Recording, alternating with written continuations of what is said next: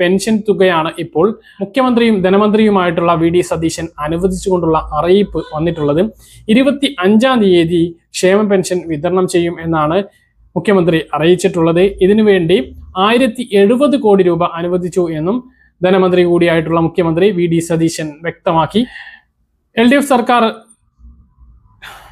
കഴിഞ്ഞ മാർച്ചിൽ തന്നെ പെൻഷൻ വിതരണം അതാത് സമയത്ത് വിതരണം ചെയ്യുന്നതിന് വേണ്ടി ഉത്തരവ് നേരത്തെ ധനമന്ത്രി കെ.എൻ. ബാലഗോപാൽ ഇറക്കിയിരുന്നു. പക്ഷെ തുക ഈ സർക്കാരാണ് അനുവദിക്കേണ്ടിയിരുന്നത്. ഇപ്പോൾ അതിന് ആവശ്യമായിട്ടുള്ള 1070 കോടി രൂപ അനുവദിച്ചുകൊണ്ടാണ് ഇപ്പോൾ മുഖ്യമന്ത്രി വി.ഡി. സതീശന്റെ അറിയിപ്പ് എത്തിയിട്ടുള്ളത്. 25-ാം തീയതി മുതൽ പെൻഷൻ വിതരണം ആരംഭിക്കും. 26.46 ലക്ഷം ഗുണഭോക്താക്കൾക്ക് ബാങ്ക് അക്കൗണ്ടുകളിലേക്കാണ് തുക എത്തുക. 2000 രൂപയാണ് പെൻഷൻ വിതരണം. ബാക്കിയുള്ള ആളുകൾക്ക് സർവീസ് സഹകരണ സംഘങ്ങൾ മുഖേന കയ്യിലും പെൻഷൻ വിതരണം ചെയ്യുന്നതാണ്. പതിവ് രീതിയിൽ തന്നെയാണ് ഈ മാസത്തെയും പെൻഷൻ വിതരണം. യാതൊരു വ്യത്യാസവുമില്ല. സർക്കാർ മാറി, ധനമന്ത്രി മാറി, മുഖ്യമന്ത്രി മാറി എങ്കിലും പതിവ് പോലെ തന്നെ പെൻഷൻ ഈ മാസം ലഭിക്കുന്നു എന്നുള്ള സന്തോഷം. ഇനി അവിവാഹിത പെൻഷൻ വാങ്ങുന്നവർ ഈ കഴിഞ്ഞ 2-3 മാസം മുമ്പ് തന്നെ വിവാഹിതയല്ല എന്ന സർട്ടിഫിക്കറ്റ് അല്ലെങ്കിൽ വിവാഹിതയല്ല എന്ന സർട്ടിഫിക്കറ്റ് നൽകാൻ പറഞ്ഞിരുന്നു.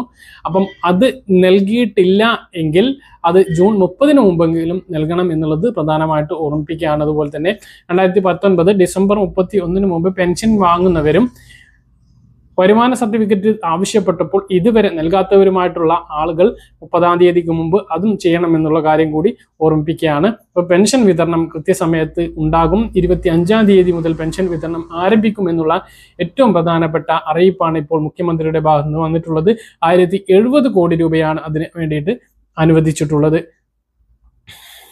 അപ്പോൾ 64 ലക്ഷത്തോളം ആളുകൾക്കാണ് സഹായം ലഭിക്കുന്നത്.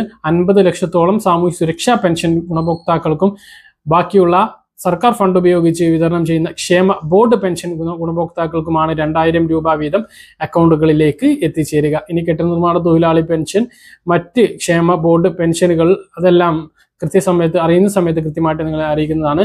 സ്ത്രീ സുരക്ഷാ പെൻഷൻ തുടർന്നും ലഭിക്കും എന്നുള്ള വിവരങ്ങളാണ് ഇപ്പോൾ നമുക്ക് ലഭിക്കുന്നത്.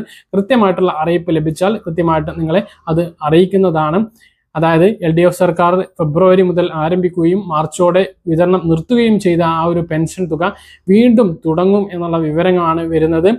UDF സർക്കാർ അത് വീണ്ടും തുടങ്ങി. ആ സ്ത്രീ സുരക്ഷാ പെൻഷൻ വീണ്ടും വിതരണം ചെയ്തേക്കും എന്നുള്ള വിവരങ്ങളാണ് തദ്ദേശ വകുപ്പുമായി കേന്ദ്രീകരിച്ച് വിവരങ്ങൾ ശേഖരിച്ചപ്പോൾ നമുക്ക് ലഭിച്ചിട്ടുള്ളത്. അപ്പോൾ അത് മുടങ്ങിപ്പോകില്ല എന്നുള്ള ആശ്വാസം കൂടിയുണ്ട്.